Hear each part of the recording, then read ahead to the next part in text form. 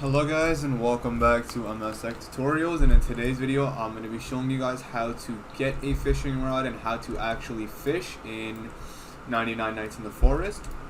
So after you get your campfire to level 2, which should be very simple and easy, you want to make your way over to this hut right here.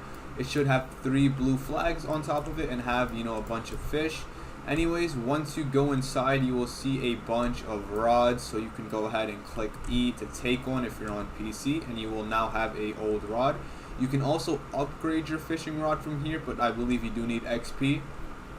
So actually, in order to use your fishing rod, you have to make your way over to this circle area you see right here. You can see that there's fish here. Just throw your fishing rod inside, and all you have to do is now click on the green bar until it reaches all the way to the top. Now as you can see, I did it, and now I have a fish.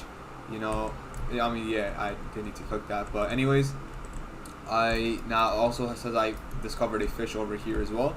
So it's actually really simple and a very easy way to get food. So yeah, and I'm pretty sure the higher your fishing rod, the better tier of fish you can find.